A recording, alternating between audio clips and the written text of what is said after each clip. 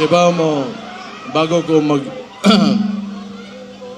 sa gulo na nakutagaw kog Bisaya aron gatong mga makadungog makasabot po itong mga uban natong naminaw diha nas gawas. Unang-una sa tanan magpasalamat ko sa inyong ginapakita ang suporta sa akong amahan.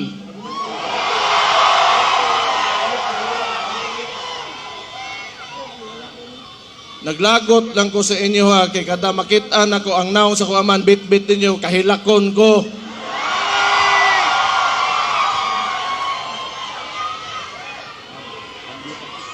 Mugara pod mo. Usob ko magpasalamat sa tanang Pilipino sa tibuok kalibutan na nagapakita og suporta kay PRRD. Kabaw mo, tinuod lang, sukad nga giaresto ako amahan illegally.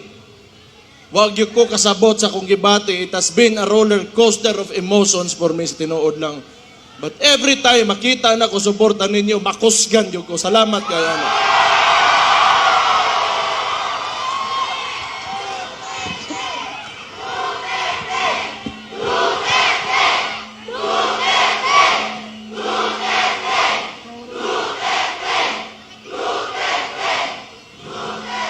Siguro, gamiton ko ni nga nahimo kong vice mayor ninyo, mayor, morning, sa termino nako karon, morning, last na nako nga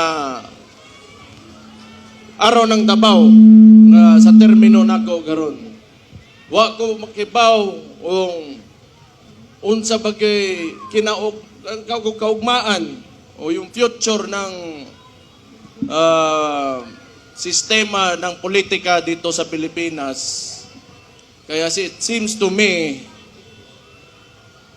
the stories that I've heard about martial law and oppression is synonymous with the Marcos family name.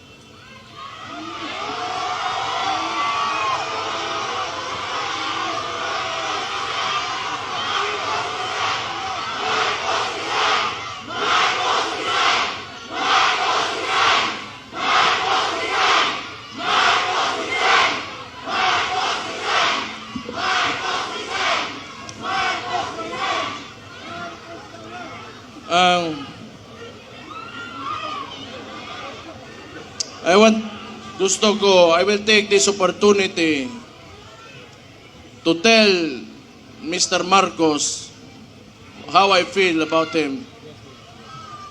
Mr. President Marcos, you will never be loved.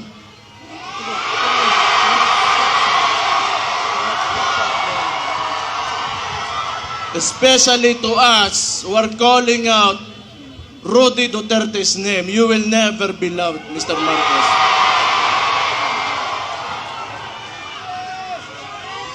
We will stand up and we will fight back.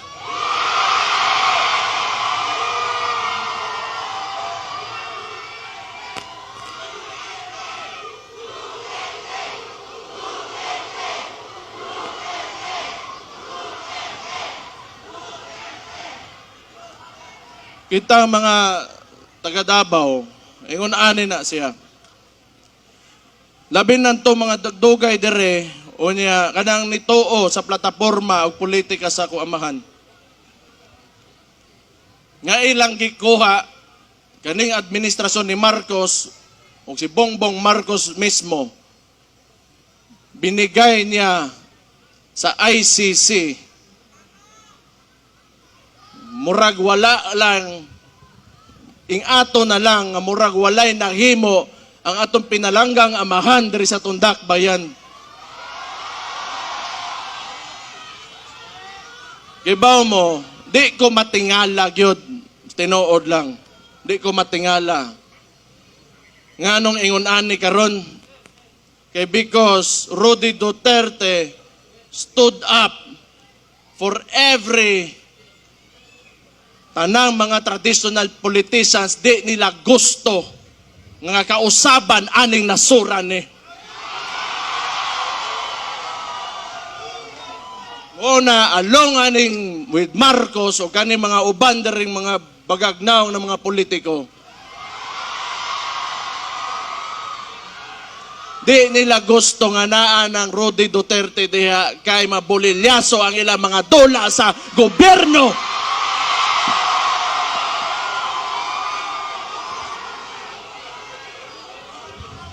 Gusto ko lang niingnon kay Bongbong Marcos. Aside you not being loved by the people, all you have is the government's resources and your term. Beyond that, you are nothing.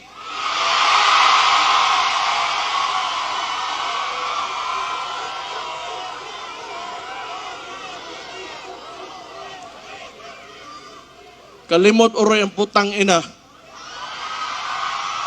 Nung kita'y nagtabang sa iya, makalingkod sa diha karon siyang ginalingkuran.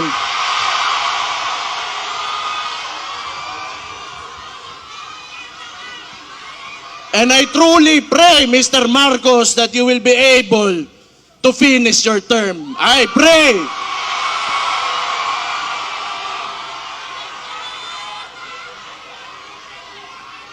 Di yun ta matingala. Kay kung ang sabo para sa ilang, para pampadugay sa oras sa trabaho, ang sabo sa toa, mudaot o mga pamilya, mga komunidad, o mga inosenteng kinabuhi.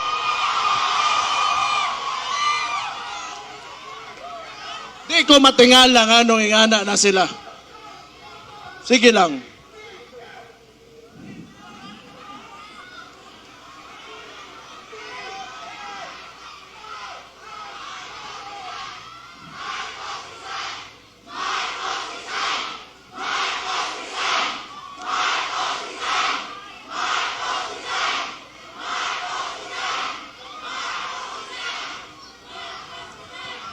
Iba mo,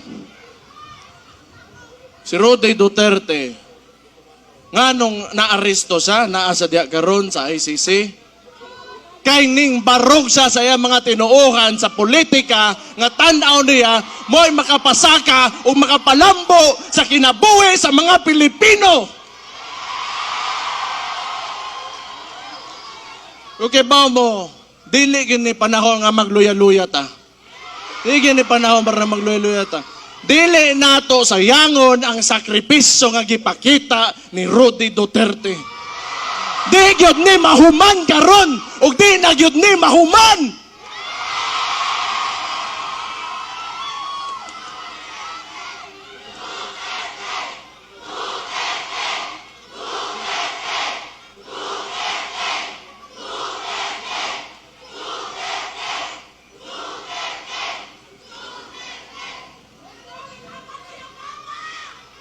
Sige lang.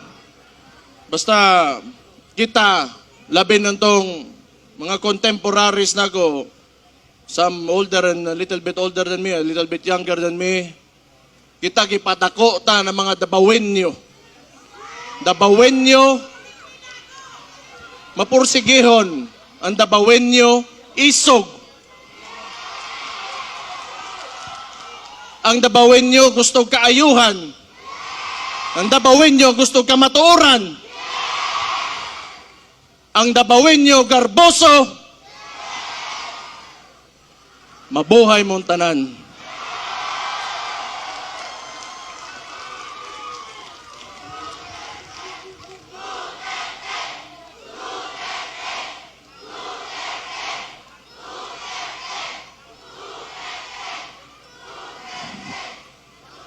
Basta ako, sige lang, paminaw na ko, gidaog-daog yung tagtaman yun karon, gitamak-tamakan yun ta.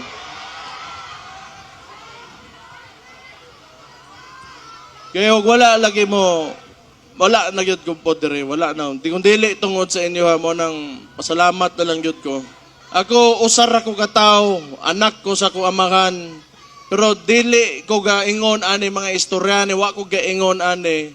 Kay tungod anak ko, dabawin nyo, kundili kay tungod, Pilipino ko, nga nito o usa ka presidente, nga nangandoy, nga makahimo sa nasod na kagustuhan o ganang makapahayag sa kaugmaon sa tanang Pilipino. Dili ni tungod kay atuwa, dili ni. It's about us, the Filipino people. Unya, how a government treats his own. Iyang gipapriso.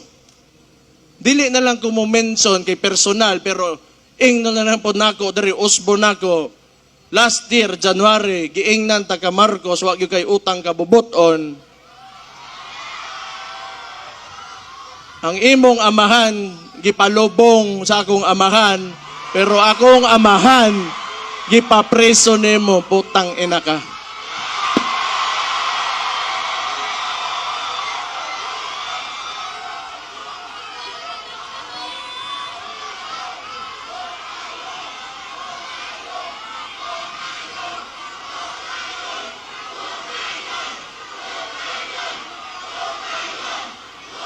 Ayaw, paginguna na. Ayaw hukayon. Dili ta na. Way labot ang patay ang istoryaan eh. Way labot ang patay. Naana na diha. Pasag din na ninyo. Noon, wala man si akong amahan dire, inyong tatay Digong, wala man dire sa Pilipinas. Pero kay baw ko, nagpabilin iyahang inspirasyon o ang iyahang spirit within every Filipino nga na-touch niya sa iyahang termino. Basta ako, ang tambag lang nako ninyo, mga Dabawenyo, kamo mga ubang Pilipino na nakikinig ngayon, do not ever allow your government to treat you how they treated my father.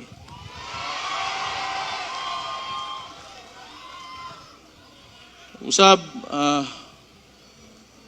kabalo ko, busy mo ng mga tao, dagan mo laing buhaton, pero makita na ko, in behalf of our family, akong igsoon, ako mga igsoon, tulo na ako ka igsoon, umama, tanan may mga Duterte, na nagsakit karon tungod sa naitabo sa among amahan. Salamat kaayo, gyud sa inyo suporta. Salamat kayo sa inyo ginapakita. Wala na ko'y maingon sa inyo kung hanto dire na lang gyud me, to dire na lang me, pero sobra-sobra na kayo gipangita. Yung gipakita sa mga, salamat kayo. Pero samtang niya pata dire, di gyud ta maundang o di gyud ta mapili, basta nagkahiusa lang ta mga Dabawenyo. Mabuhay ang Davao City!